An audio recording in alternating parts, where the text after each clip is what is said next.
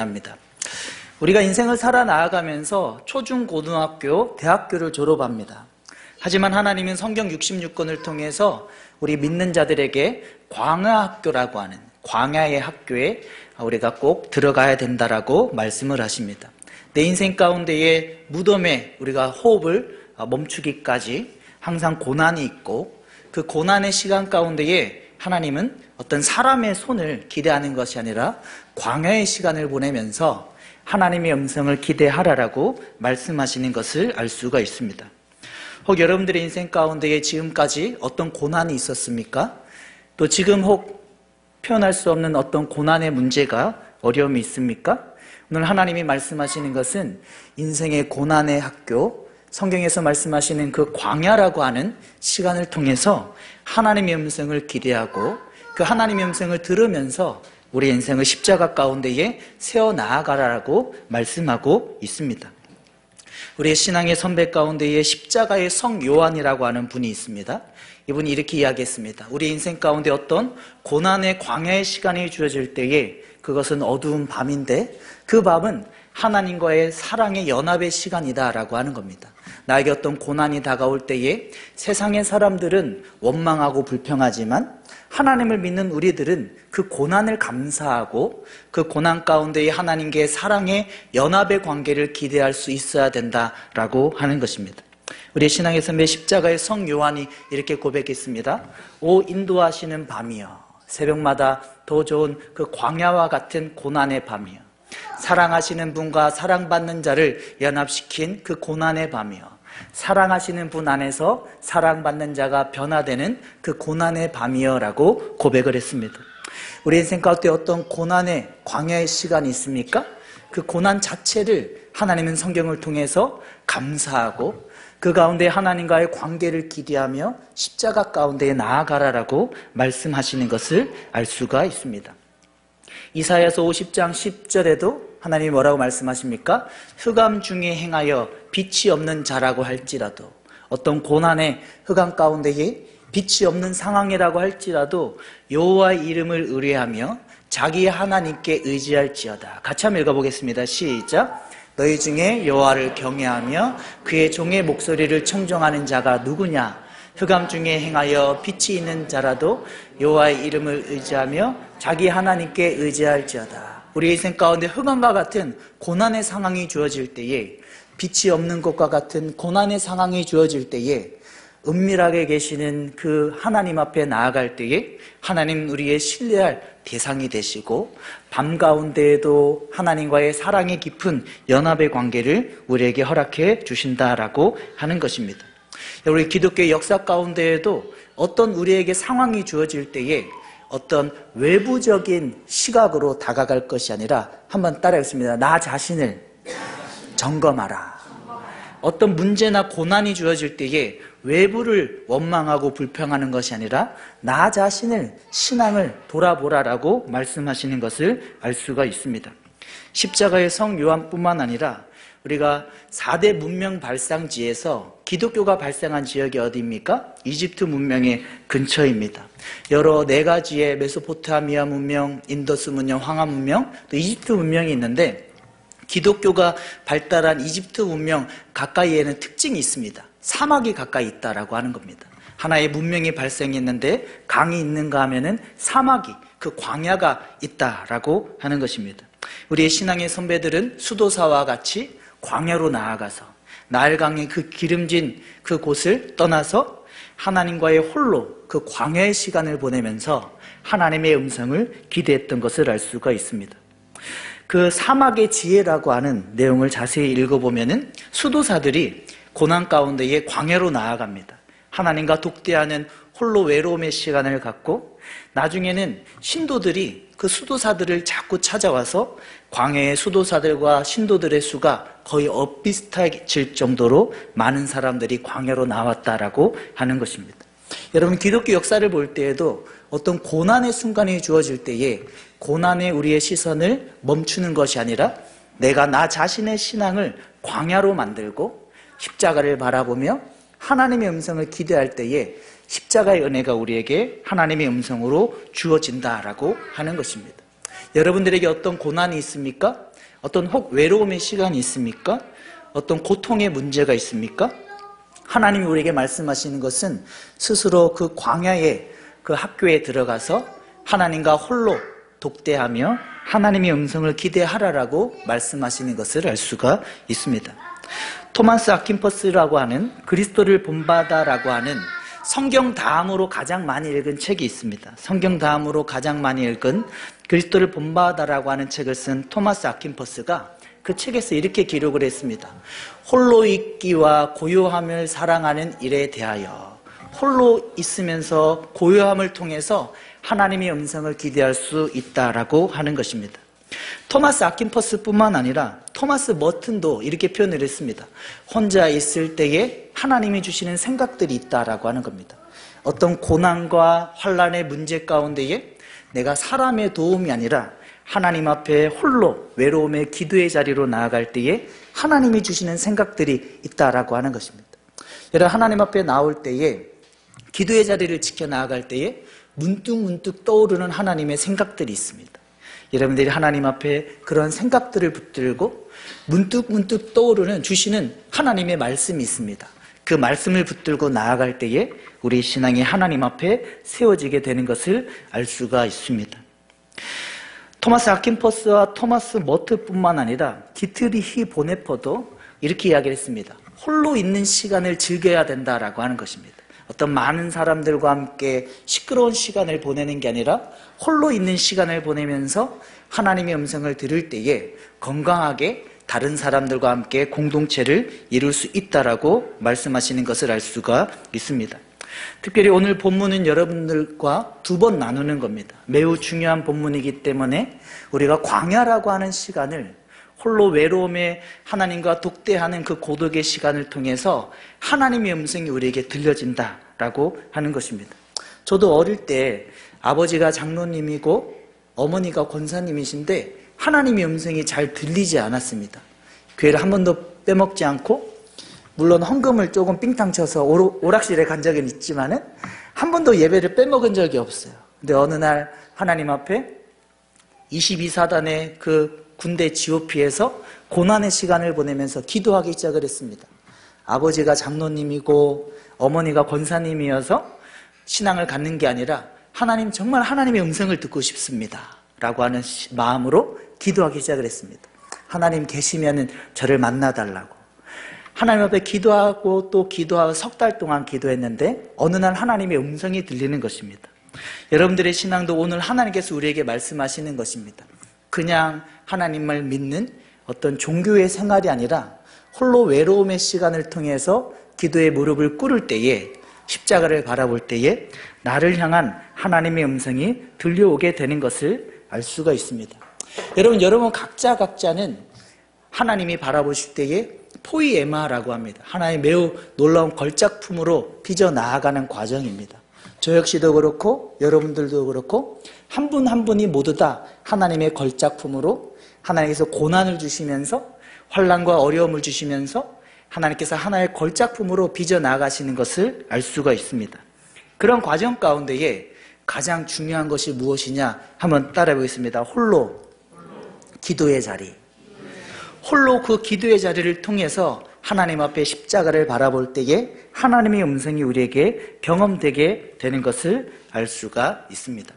오늘 본문의 이스라엘 백성들의 상황이 어떻습니까? 요셉을 알지 못하는 애굽의 바로가 일어나게 되었고 이스라엘 백성들에게 국고성 비동과 람셋이라고 하는 성을 건축하라라고 하는 것입니다. 벽돌을 구워서 그 힘든 노동 가운데에 성을 지으라라고 하는 것입니다. 나중에는 집도 주지 않고 벽돌을 구우라라고 하는 것입니다. 그리고 또 어떤 고난이 다가왔습니까? 어린 아이, 남아이를 낳았을 때에 목을 눌러서 그 아이를 나일강에 던지라라고 하는 겁니다. 나일강에 던질 때에 나일강 우상에게 던지는 거기 때문에 양심의 가책을 받지 말고 그 아이들을 살해하라라고 하는 것입니다. 우리 인생 가운데에도 말할 수 없는 고난이 다가올 때가 있습니다. 그런 고난 가운데에 하나님이 말씀하시는 것은 한번 따라 있습니다. 하나님의 사람을, 나를 준비시키신다. 어떤 고난의 상황이 다가올 때에 하나님은 하나님의 사람 한 명 한 명을 준비시키셔서 하나님의 역사를 이어나가시는 것을 알 수가 있습니다. 이스라엘 백성들이 요셉을 모르는 바로 왕이 세워져서 말할 수 없는 고난이 다가왔을 때에 하나님의 일하심의 방법은 하나님의 사람을 세우는 거였습니다. 누구를 세웠습니까? 모세를 세웠습니다. 레위 가족의 또 레위인의 여자 가운데에 모세라고 하는 아름다운 또 잘생긴 남아아이를 태어나게 한 것을 알 수가 있습니다. 이런 하나님이 바라보실 때에도 한번 따라했습니다. 나는 하나님의 아름다운 자다. 하나님이 바라볼 때에, 나 스스로 바라볼 때에 나는 자격 미달이야, 나는 할 수 없어 라고 판단할 때도 하나님이 바라보실 때는 너는 아름답고 존귀한 자라라고 이야기를 하는 것입니다.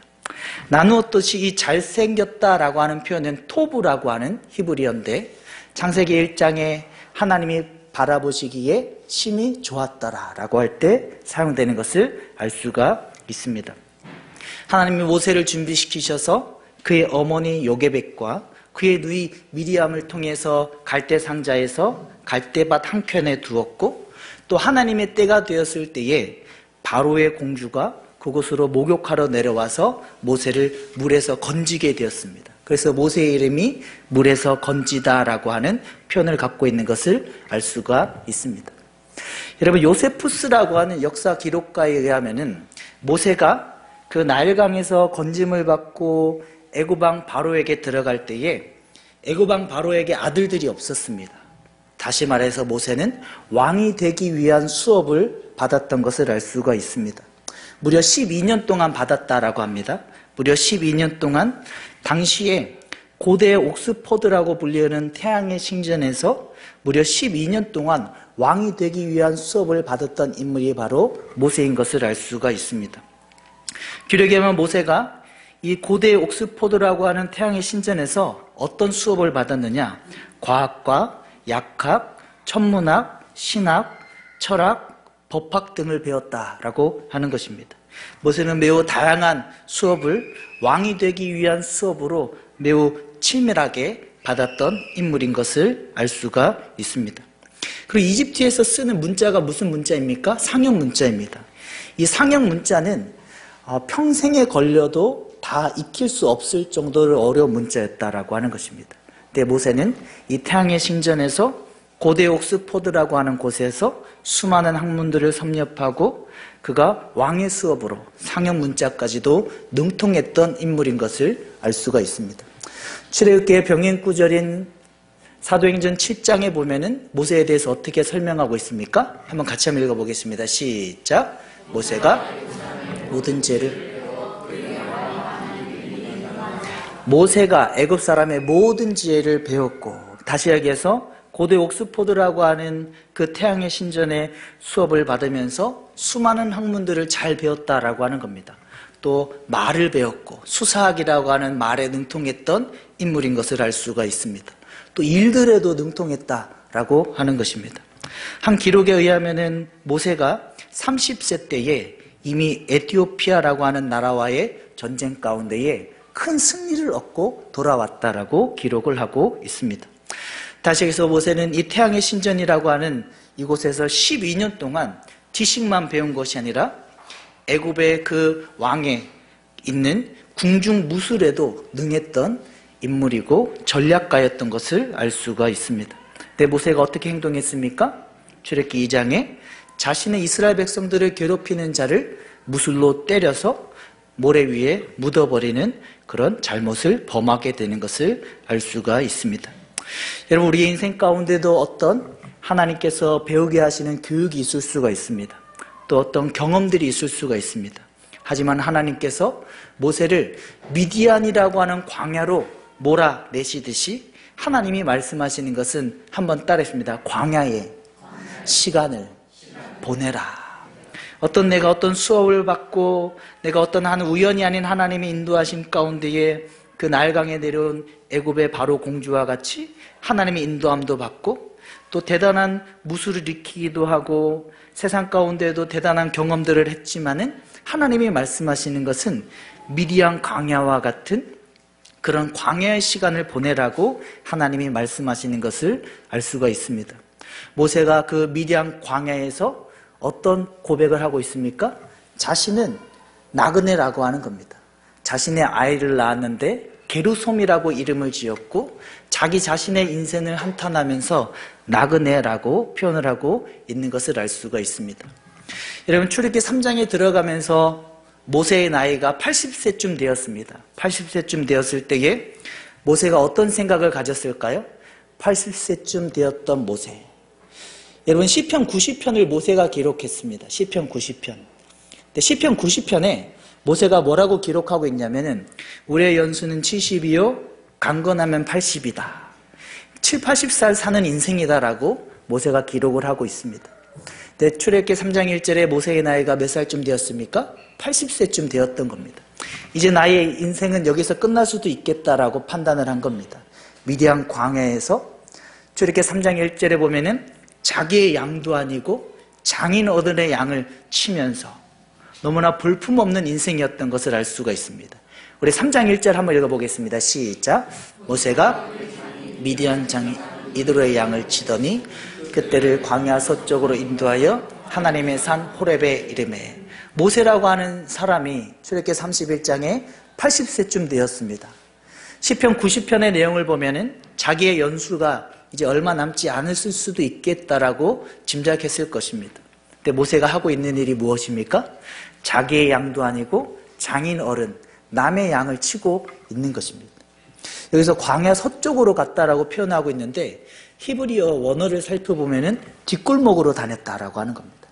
모세가 40살 때에 자신의 혈기로 사람을 살해하고 나서 광야, 미디안 광야에 있을 것뿐만 아니라 광야 서쪽으로 뒷골목으로 양떼들을 몰아가면서 어느새 80세의 인생이 되고 말았던 것을 알 수가 있습니다. 모세는 그럼에도 불구하고 자신의 인생 가운데 한번 따라해보겠습니다. 최선을 다했다. 여러분, 우리에게 광야가 찾아올 때에 광야 학교를 언제 졸업하는지 알 수 있냐면은 지금 나의 일에 따라했습니다. 그래도 최선을 다하는가? 지금 나의 일에 그래도 최선을 다하는가? 광야라고 하는 상황 가운데에 내가 원망하며 불평하는 것이 아니라 이제 70이고 강건하면 80이라고 하는 자신의 연수가 얼마 남지 않았다라고 하는 것을 원망하고 자기가 치고 있는 양들도 자기의 소유가 아니라고 하는 것을 원망 불평하는 것이 아니라 광야 서쪽으로 뒷골목으로 양들을 이끌어 나아가는 자신의 상황을 원망하고 불평하는 것이 아니라 있는 그대로의 삶을 받아들이고 감사할 때에 하나님의 광야의 수업이 끝나는 때라고 하는 것을 말씀으로 받아들일 수 있기를 예수님의 이름으로 축복합니다.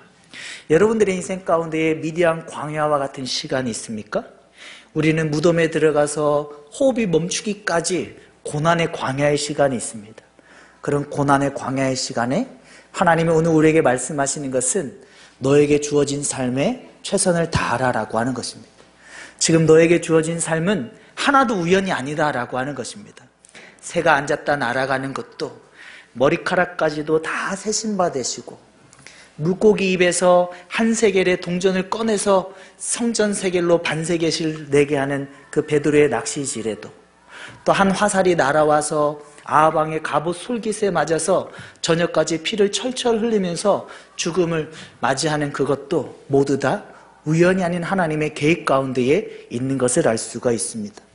혹 여러분들에게 주어진 지금 광야의 고난의 시간을 원망하고 계십니까? 광야의 시간을 더 보내셔야 됩니다.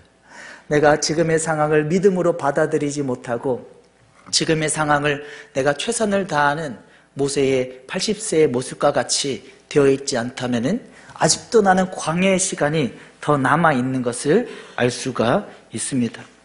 여러분, 저는 교회 개척하면서 얼마나 감사한지 모릅니다. 교회 개척을 하면서 어쩌면은 지금까지의 저의 사역은 겉멋이 있는, 겉멋만 좀 더 있는 그런 사역이었다라고 고백을 할 수가 있습니다.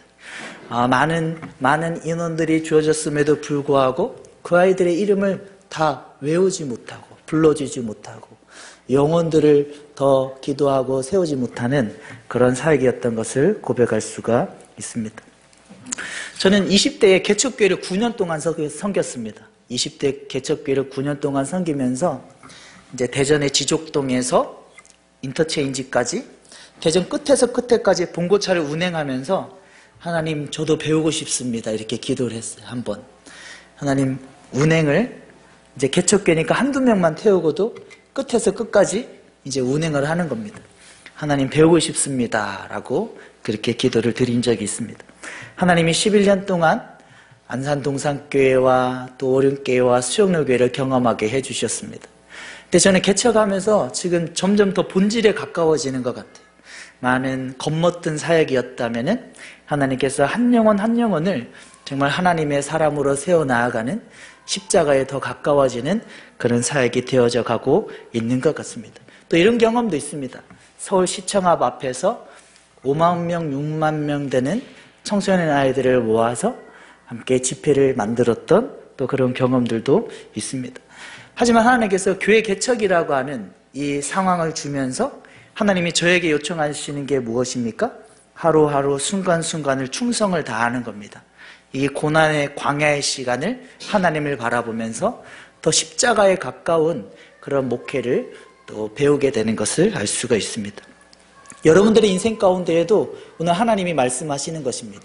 어떤 고난의 상황을 또 어려움의 불만의 상황이 주어졌을 때에 그것을 원망 불평하고 있느냐, 아니면 출애굽기 3장 1절에 모세의 모습과 같이 자신의 양도 아니고 장인 어른의 양을 치고 이제 70이고 강건하면 80이라고 하는 이제 자신의 생명도 얼마 남지 않은 것 같은 그런 포기의 상황이라고 할지라도, 또 광야 서쪽으로 가는 뒷골목으로 숨어서 다니는 그런 인생이라고 할지라도 자기에게 주어진 일에 최선을 다할 때에 광야 수업의 마침의 시간이 다가오는 것을 알 수가 있습니다.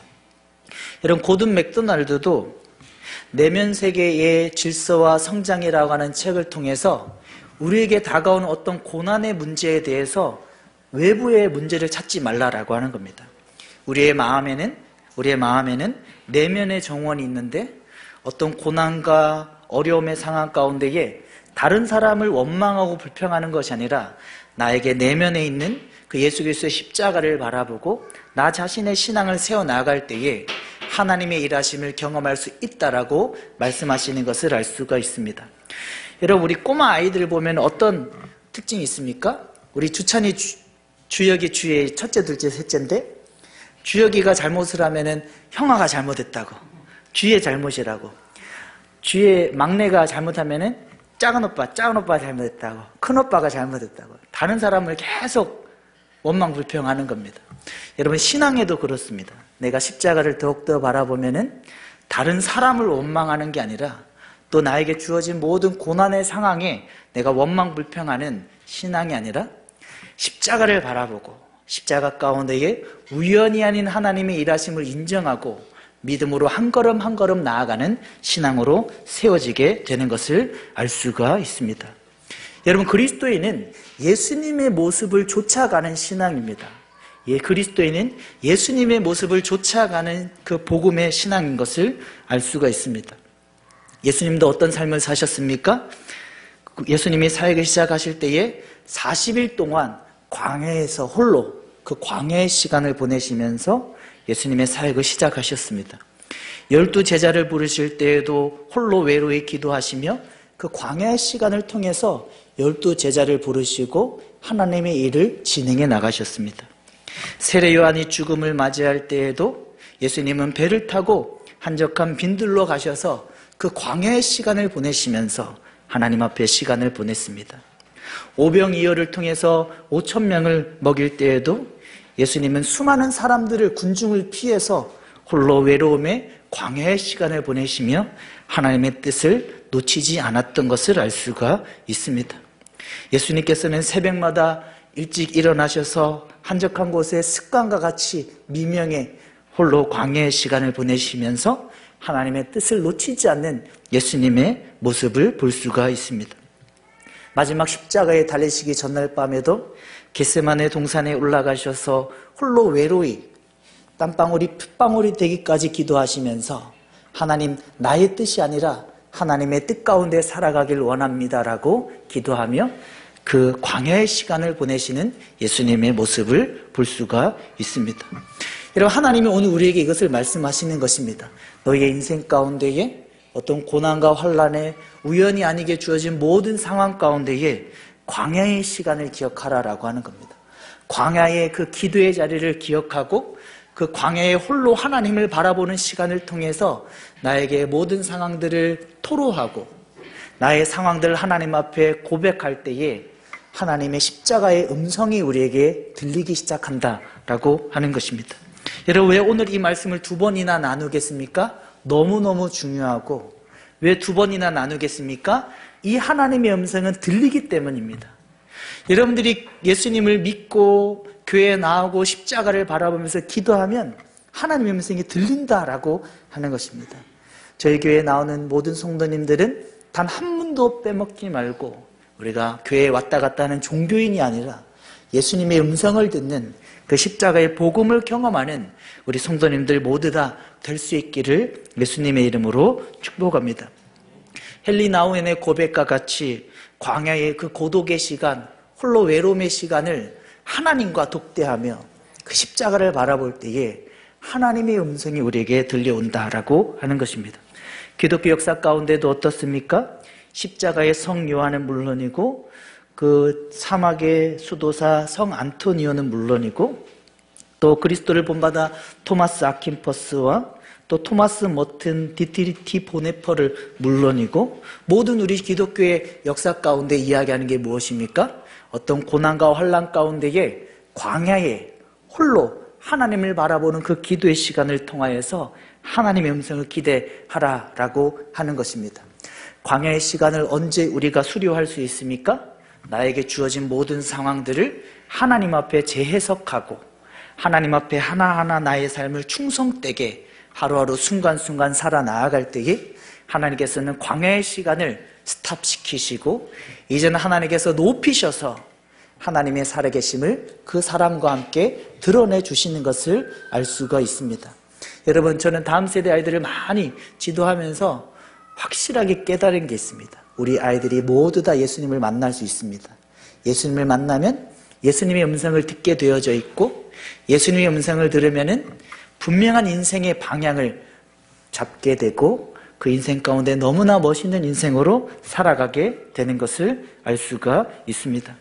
우리 그리스도인은 예수님의 모습을 쫓아 나아가는 겁니다. 예수님이 이 땅에서 한 걸음 한 걸음 남기신 그 광야의 시간을 통해서 자신의 사역을 시작하시고 살아가시고 마치셨듯이 자기가 하기 원하는 원대로 뜻대로 살지 않고 하나님의 뜻대로 살아가는 그 예수님의 모습과 같이 그 십자가의 그 모습을 온전히 쫓아 나아갈 수 있는 저 여러분들 될 수 있기를 바랍니다.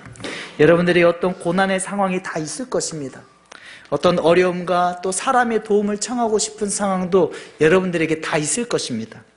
하지만 하나님이 오늘 우리에게 말씀하시는 것은 스스로 광야를 만들어라.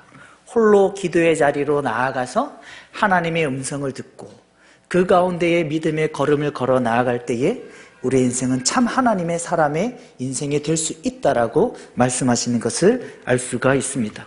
부디 오늘 이 말씀을 꼭 기억하시고 나에게 주어진 고난을 감사하며 광야의 홀로 십자가를 바라보는 신앙을 통해서 하나님의 음성을 들으며 실제적인 살아있는 신앙으로 온전히 살아나아갈 수 있는 우리 성도님들 모두 다 될 수 있기를 예수님의 이름으로 축복합니다.